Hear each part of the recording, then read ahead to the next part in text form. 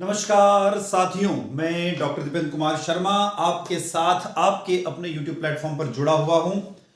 साथियों, ये जो वीडियो है, इस वीडियो के माध्यम से मैं आप तक स्कूल शिक्षा विभाग मध्य प्रदेश यानी एमपी स्कूल एजुकेशन जो डिपार्टमेंट है उसके एक महत्वपूर्ण इंफॉर्मेशन या महत्वपूर्ण जानकारी आपके लिए लेकर आया हूं।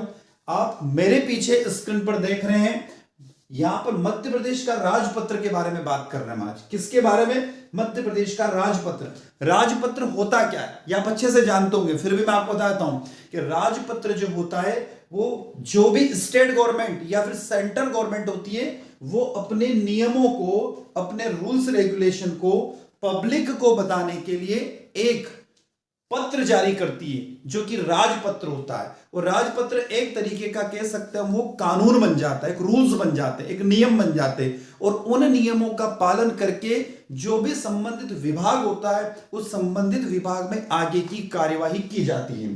तो आप देख रहे हैं यहां पर मध्य प्रदेश का राजपत्र है, यानी यहां पर आपको देखो मध्य प्रदेश का मोनो लगा हुआ है और मध्य प्रदेश का राजपत्र है। ये असाधारण प्राधिकार से प्रकाशित है, मतलब गवर्नमेंट द्वारा इसको पब्लिश किया गया है, यानी गवर्नमेंट ऑफ एमपी के द्वारा इसको पब्लिश किया गया है। पब्लिश की तारीख देख लीजिए, डेट देख लीजिए, कब पब्लिश की तारीख है। तो पब्लिश की डेट है भोपाल से पब्लिश हुआ है, क्रमांक नंबर है 369, शुक्रवार के दिन पब्लिश हुआ है, दिनांक 27 दिसंबर 2024, पौष माह छठ और शक संवत 1946 को प्रकाशित हुआ है।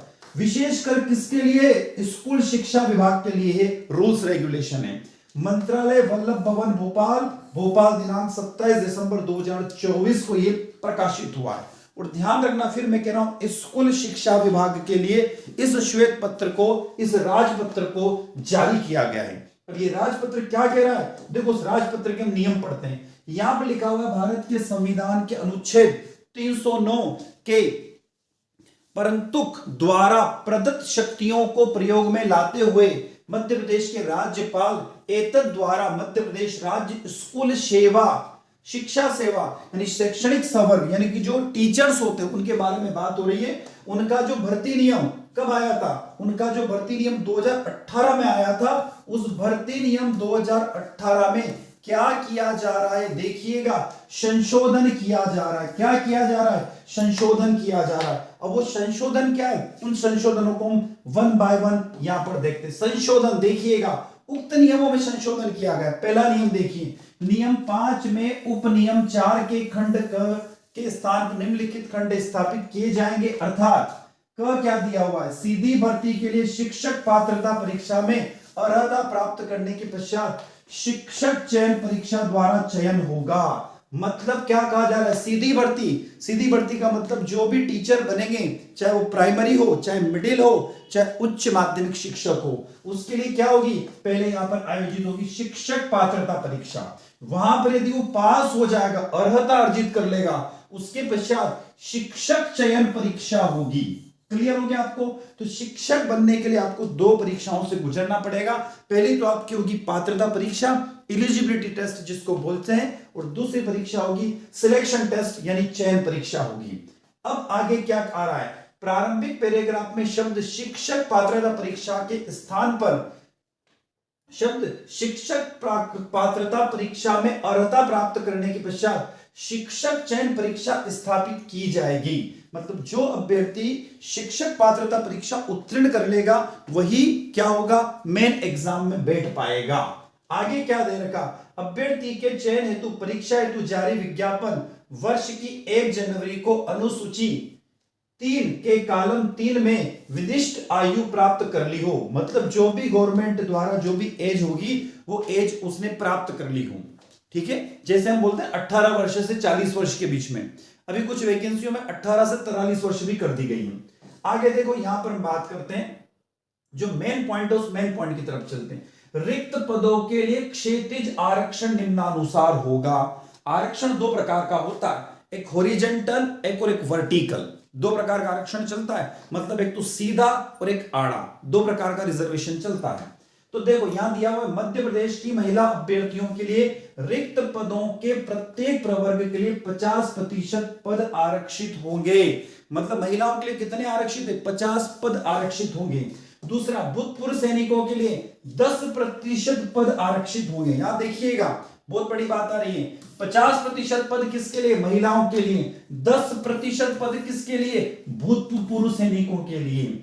दिव्यांग जनों के अधिकार नियम 2016 का 49 में मध्य प्रदेश दिव्यांग जन अधिकार नियम 2017 के उपबंधों के अनुसार 6% पद किसके लिए आरक्षित थे? दिव्यांग जनों के लिए। दिव्यांग जन में हम 3-4 परिस्थिति थे। एक हम देख सकते जो आंख से नहीं देख सकते, जो बोल नहीं सकते, जो सुन नहीं सकते। इस तरीके से दिव्यांगजन अलग अलग होते हैं। यहां दिखा हुआ दिव्यांगजन के बारे में दृष्टिबाधित और अल्पदृष्टि, श्रवणबाधित और कम सुनने वाला, लोकोमोटर डिसेबिलिटी जिसमें सेरिब्रल पॉलिसी, कुष्ठ रोग मुक्त, मोनापन, एसिड अटैक पीड़ित और मस्कुलर डिस्ट्रॉफिक सम्मिलित हैं। बहुदिव्यांग उपरोक्त अनुसार खंड क, ख, ग सम्मिलित करते हुए। अब जो मेन जिस पॉइंट के लिए इस वीडियो को मेरे द्वारा बनाया जा रहा है और आप लोगों तक इस वीडियो को बता रहा हूं मैं, उसकी तरफ मैं आपको ले चलता हूं। और जो मेन बात आ रही है वो यहां पर देखिएगा।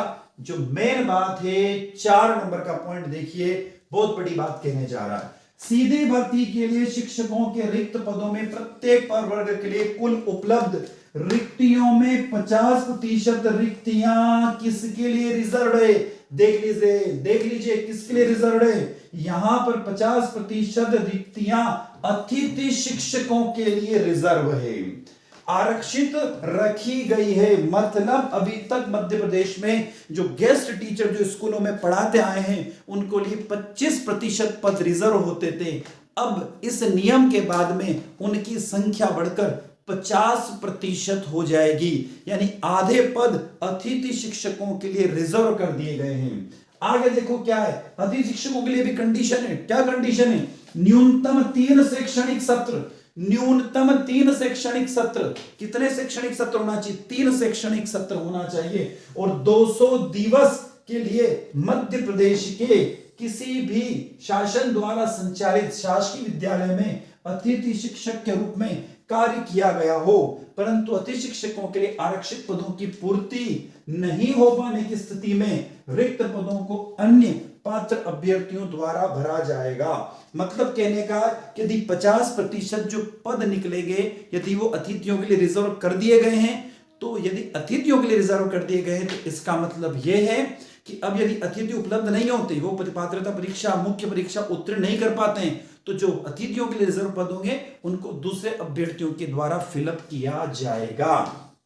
अब ये देखिए, न्यूनतम 3 शैक्षणिक सत्र केवल तभी पूर्ण माने जाएंगे जब प्रत्येक सत्र में न्यूनतम 30 दिवस अतिथि शिक्षक के रूप में कार्य किया गया हो। इसको नोट कर लीजिए। 3 शैक्षणिक सत्र केवल तभी पूर्ण माने जाएंगे जब प्रत्येक न्यूनतम 30 दिवस अतिथि शिक्षक के रूप में कार्य किया गया हो। यदि आपने 10 दिन, 12 दिन, 15 दिन काम किया है तो उसको एक सत्र के रूप में काउंट नहीं किया जाएगा। कम से कम कितने दिन होना चाहिए? 30 दिन होना चाहिए। इसके अलावा तीनों सत्रों में कुल अध्यापन का अनुभव 200 दिन होना चाहिए। जैसे आपने पहले साल में अपने मान के चले 100 दिन कर लिए, दूसरे साल में 50 दिन कर लिए और तीसरे साल में भी 50 दिन हो गए, तो आपका अनुभव मान्य होगा। यदि आपने यहाँ 100 कर लिए, ठीक है, यहाँ 150 कर लिए और यदि आपका मात्र आपके 20 है तो मान्य नहीं होगा।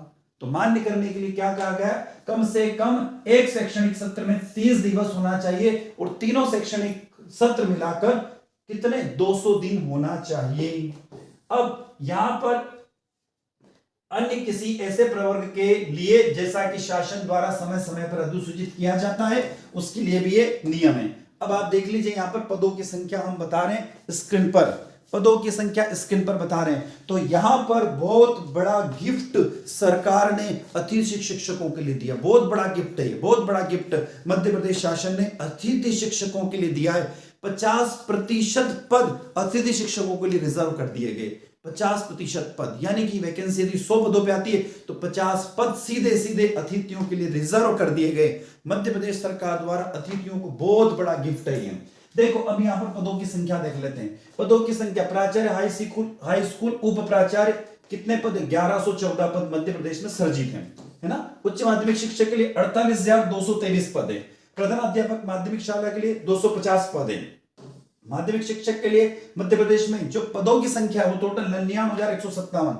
तो साथियों ये पद, ये नहीं बता रहा हूं मैं खाली है, ये पद इस गजेट्स में, इस राजपत्र में बताया गया कि इतने पद सर्जित थे।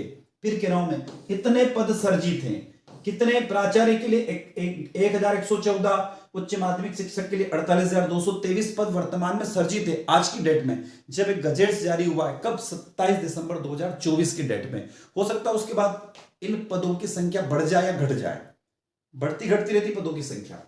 और हम देखें यहां पर माध्यमिक शिक्षक के लिए 99,157, माध्यमिक शिक्षक खेल, जो खेल टीचर होते हैं, पीटीआई जो होता है, उसके लिए 931, माध्यमिक शिक्षक संगीत गायन वादन के लिए, नृत्य के लिए 700 पद सर्जित है।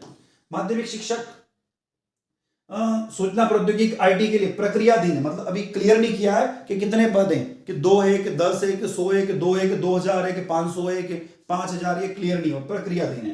प्रधानाध्यापक प्राथमिक शाला के 250 पद। प्राथमिक शिक्षक के मध्य प्रदेश में वर्तमान में 1,31,152 पद सर्जित है वर्तमान में। प्राथमिक शिक्षक खेल के 860 है।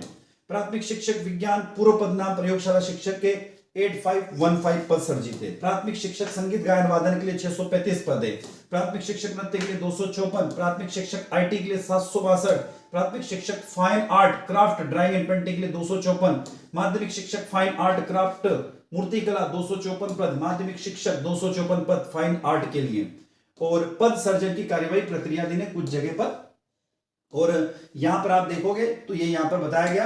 अब इसमें भी एक रूल है, एक रूल आपको मैं फिर क्लियर कर दूं। क्या रूल है? इस रूल में है कि उच्च माध्यमिक पदों के जैसे 4800 जैसे पद है, 48,223 पद है, तो इसके 50% पद सीधी भर्ती से जाते हैं और 50 पद पदोन्नति से जाते हैं, मतलब प्रमोशन से जाएंगे, ये याद रख लेना। अब यहाँ पे जो 1114 पद है ना, ये भर्ती तो नहीं होते प्राचार्य के पद, ये सीधे पदोन्नति से जाते हैं, मतलब प्रमोशन होके जाते हैं। माध्यमिक शिक्षक के 50-50, तो आप सभी लोग देख लीजिएगा कि जहां जहां पर टीचर के पद है वो 50% जो पद है, जैसे सपोज यहाँ पे बता रहे 700 पद, तो 250 पद काय में जाएंगे, 250 पद पदोन्नति से जाएंगे और 250 पद सीधी भर्ती होगी, सॉरी 350 पदोन्नति से जाएंगे और 350 यहाँ पर भर्ती होगी। तो सभी दूर ये सिस्टम है। तो ये पूरा जो गजेट से जारी किया गया है, और ये गजेट्स जो हमारा डिस्क्रिप्शन बॉक्स है उसमें इसकी मैं लिंक आपको डाल दूंगा, वहां से आप इस पूरे गजेट्स को पढ़ सकते हैं। और आई होप ये वीडियो के माध्यम से ये आप और गजेट्स देख लीजिए, इसमें क्वालिफिकेशन भी बताई गई है, किसको कितनी आपको क्वालिफिकेशन की रिक्वायरमेंट है। बस एक यहां पर खास बात देख लीजिए, प्राथमिक शिक्षक के लिए क्या किया गया है, कम से कम 50% अंकों के साथ हायर सेकेंडरी अथवा इसके समकक्ष तथा प्रारंभिक शिक्षक में 2 वर्ष का डिप्लोमा, विशेष शिक्षा में 2 वर्षीय डिप्लोमा होना चाहिए, मतलब डीएड वाले या एसटीसी वाले यहां पर फॉर्म भर सकते हैं, बीएड वाले प्राथमिक शिक्षक के लिए अप्लाई नहीं कर सकते हैं। ठीक है, यहां पर अलग अलग के लिए अलग अलग क्वालिफिकेशन बताई गई है। जैसे माध्यमिक शिक्षक खेल के लिए क्या लिखा, तो शारीरिक शिक्षा में 50% अंकों के साथ में बीपीएड होना चाहिए। ध्यान रखना, बीपीएड वालों के लिए भी खुशखबरी, वैकेंसी बहुत जल्दी आने वाली बीपीएड वालों के लिए। तो बीपीएड वालों के लिए भी वैकेंसी आ रही है, माध्यमिक शिक्षक के लिए वैकेंसी आ रही है, प्राथमिक शिक्षक के लिए भी। तो आने वाले दिनों में सभी वैकेंसियां प्रक्रियाधीन या विचाराधीन है। अब देखो यहां पर मैं कुछ और आपको जानकारी देता हूं, आप जुड़े रहिएगा। जैसे माध्यमिक शिक्षक आईटी के लिए क्या होना चाहिए, बी होना चाहिए, स्नातक उपाधि, ठीक है, एमसीए एमएससी कंप्यूटर साइंस होना चाहिए, और अनुसूचित जाति अनुसूचित जनजाति पिछड़ा वर्गों के लिए शिक्षकों अभ्यर्थियों के लिए अर्ताकारी, कुछ इसमें निर्देश अलग अलग होना चाहिए। अंकों में 5% तक की छूट दी जाएगी। ठीक है, तो ये वैकेंसियां बहुत जल्दी आने वाली हैं। तो ये शैक्षणिक प्रवर्ग है। और उनके बाद अब जैसे उच्च माध्यमिक शिक्षक का कंट्रोल जो होता है आयुक्त लोक शिक्षण पर होता है, माध्यमिक शिक्षक आयुक्त लोक शिक्षण अतिरिक्त संचालक में होता है। तो ये इसमें पूरा जो गजेट्स जारी हुआ, इस गजेट्स में आपको पूरी डिटेल मिल जाएगी। पर आपको यहाँ पर खुशखबरी जो फिर मैं कह रहा हूं, वो खुशखबरी क्या है, तो खुशखबरी जो अमेंडमेंट्स आया उस अमेंडमेंट में खुशखबरी अतिथि शिक्षकों के लिए सबसे ज्यादा खुशखबरी है। सबसे ज्यादा खुशखबरी किसके लिए, अतिथि शिक्षकों के लिए। उस पॉइंट्स को मैं वापस लेके आता हूं, ये रहा अतिथि शिक्षकों का पॉइंट, इंग्लिश में भी यहां दिया हुआ है, ये देखो दिया हुआ है, ये इंग्लिश वालों के लिए आ गया है। ठीक है ना, तो इंग्लिश और हिंदी दोनों लैंग्वेज में यहां पर दिया हुआ है। तो इस बेसिस पर हम ये कह सकते हैं कि जो आप तैयारी कर रहे हो अतिथि शिक्षक है, और यदि आप तैयारी कर रहे हैं तो आप तैयारी थोड़ी सी अपनी तेज कर लीजिए। फ्रेश कैंडिडेट है तो भी आप अपनी तरीके से तैयारी को तेज कर लीजिए, क्योंकि आने वाले दिनों में मध्य प्रदेश में प्राथमिक शिक्षक, माध्यमिक शिक्षक, खेल शिक्षक, आईटी कह सकते हैं, अपैरल कह सकते हैं, या हम अलग अलग विभाग की बात करें तो वहां पर वैकेंसी आपकी आने वाली है। तो साथियों, इसी के साथ मैं आपसे विदा लेता हूं। जय हिंद, जय Bharat. I hope video lecture या जो वीडियो के माध्यम से आप लोग साथ में जुड़ा था अच्छा लगा होगा।